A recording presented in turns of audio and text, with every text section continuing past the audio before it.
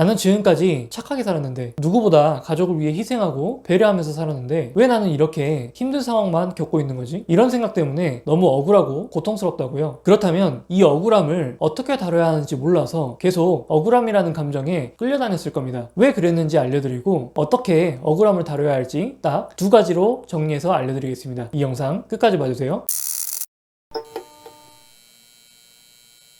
우리는 모두 살아가면서 무엇인가를 얻기 위해서 끊임없이 노력을 할 겁니다. 그리고 그 노력은 대부분 우리가 원하는 것을 가져다 주죠. 돈을 벌어야 하면 일을 하기 위해서 노력하면 되고, 살을 빼고 싶다면 식단 조절을 하고 운동을 하면 됩니다. 이런 노력들은 우리를 배신하는 경우가 거의 없죠. 노력한 만큼 성과가 있을 겁니다. 다만 우리가 사람과의 관계에서 노력하는 것이라면 어떨까요? 노력한 만큼 성과가 있는 경우도 있지만 그렇지 않은 경우가 더 많을 겁니다. 결혼 생활에서 희생하고 힘들게 노력을 해왔는데 남편과의 관계가 좋아질 기미가 보이지 않거나 결혼생활 내내 남편과 같은 문제로 다투고 고통을 받는다면 우리는 이때 너무나도 큰 억울함과 좌절감을 느끼게 될 겁니다. 그리고 이렇게 계속 억울함에 빠져 있다 보면 내가 이러려고 결혼을 했나? 이렇게 사는 게 의미가 있을까? 이 남자와 같이 살면 내 인생은 불행할 수밖에 없겠구나. 이런 생각들이 들면서 삶의 의욕을 상실하게 될 겁니다. 그래서 관계 때문에 억울함을 겪는다면 제가 가장 먼저 드리고 싶은 말은 남편과의 관계가 우리 인생의 전부가 아니다 라는 부분입니다. 사실 남편과의 관계에 대한 부분은 우리 인생을 구성하는 다양한 영역 중에서 일부인 거잖아요. 잘 생각해보시면 우리가 남편과의 관계에서 실패했다고 해서 우리의 인생 전체가 실패한 것일까요? 아닐 겁니다. 남편과의 관계뿐만 아니라 자녀와의 관계, 지인들과의 관계, 직장 사람들과의 관계도 있을 것이고요. 관계에 관한 영역을 넘어서 내가 가지고 있는 직업과 능력, 재물, 건강 같은 것들도 우리 인생에서 중요한 영역을 차지하고 있을 겁니다. 우리가 단순하게 남편하고의 관계에서 힘든 상황을 겪는다고 해서 우리의 전체 인생이 망했다고 여긴다거나 내 삶에 의미가 없다고 생각하는 건 성급한 일반화의 오류라는 것이죠. 굉장히 조그마한 문제점을 가지고 모든 부분이 문제라고 마음속에서 우리도 모르게 생각해버리는 거예요. 그래서 결혼 생활이 힘들더라도 남편과의 관계가 좋지 않더라도 이건 내 인생에서 10손가락 중에 아픈 손가락 하나 정도일 뿐이다. 이렇게 생각하셨으면 좋겠습니다. 그러면 우리는 억울함을 느낄 때 보통 이 억울함을 어떻게 해결하려고 할까요? 크게 두 가지 경우가 있습니다. 하나는 이렇게 힘든 이유를 나에게서 찾기 시작하면서 자신을 자책하고 신세 한탄을 하게 되는 거죠. 반대로는 내가 행복할 수 없는 이유를 남편의 성격이나 남편이 했던 행동과 말들에게서 찾고 그것에 대해서 비난하고 싸우는 방식을 선택하기도 합니다. 하지만 이렇게 하면 우리의 억울함이 온전히 해결될 수 있을까요? 아마도 그렇지 않으셨을 겁니다. 내 잘못이라고만 생각하면 우리 자신이 한없이 믿고 싫었을 겁니다. 그리고 무기력해졌을 거예요. 반대로 남편의 잘못된 행동이나 과거에 남편이 우리에게 상처를 줬던 일들에 대해서 감정을 쏟아내면서 억울함을 계속 호소한다고 해서 남편이 진심으로 잘못을 깨닫고 우리에게 사과를 하거나 스스로 변하기 위해서 노력하는 경우는 거의 드물었을 겁니다. 결국 이런 방식으로는 우리의 억울함은 더하면 더했지 줄어들지는 않았을 거예요. 그래서 저는 현재 상황이 억울하시다면 두 가지 질문을 자기 자신에게 스스로 던져보라고 말씀드리고 싶습니다. 첫 번째로는 우리의 현재 상황이 나한테만 일어난 일일까? 이것을 한번 생각해 보시는 거예요. 아마도 너만 힘든 것이 아니다. 이런 말은 정말 질리도록 들어보셨을 수도 있어요. 특히 우리가 억울한 감정에 휩싸여 있을 때 이런 이야기를 가까운 사람한테 들어도 전혀 도움이 되지 않았을 겁니다. 왜냐하면 우리는 감정적으로 힘들 때 우리의 상황을 제3자의 관점에서 객관적으로 보기보다는 우리의 개인적인 관점에서만 상황을 보게 되어 있습니다. 마치 어린아이가 자신의 눈을 가리고 나 찾아봐라 라고 하는 것처럼 말이죠. 그래서 우리는 이런 말을 하는 사람들에게 너는 내 마음을 전혀 모르는구나, 네가 내 상황을 어떻게 다 알아, 이런 이야기를 직접은 전하지 못했더라도 속으로는 분명히 그들에게 하셨을 거예요. 그런데 우리의 상황을 우리 스스로도 객관적으로 볼 수 있게 된다면 어떻게 될까요? 예를 들어 우리나라 여성들 중에서 나와 비슷한 경험을 하는 사람들은 얼마나 될까? 전 세계적으로 본다면 어떨까? 이걸 한번 생각해 보실 수 있을 겁니다. 그러면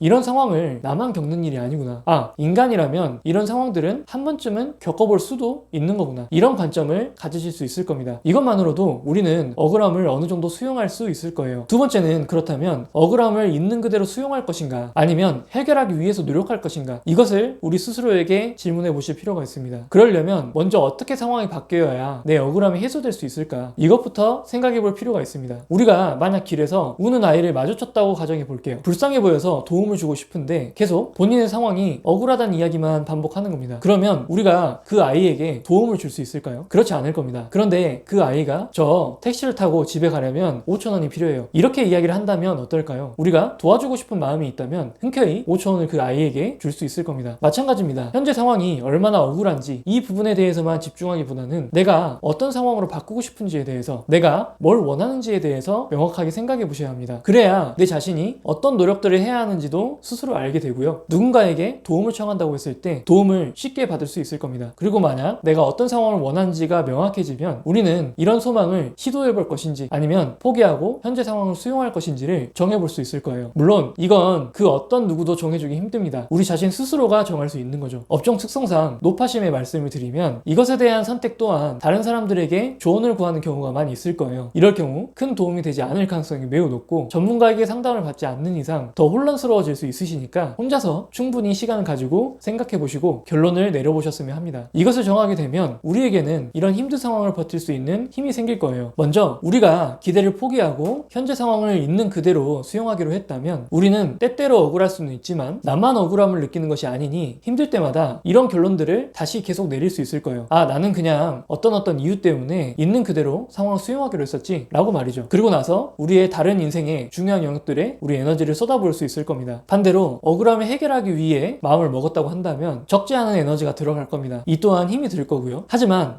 그래, 일단은 내가 바라는 상황은 이것이니까 한번 노력해보기로 했었지 라는 생각을 다시 하게 되면서 버텨볼 수 있는 힘이 생기게 되실 거예요. 억울함을 수용하는 방향이든 해결하는 방향이든 우리는 억울함에서 빠져나올 수 있게 될 겁니다.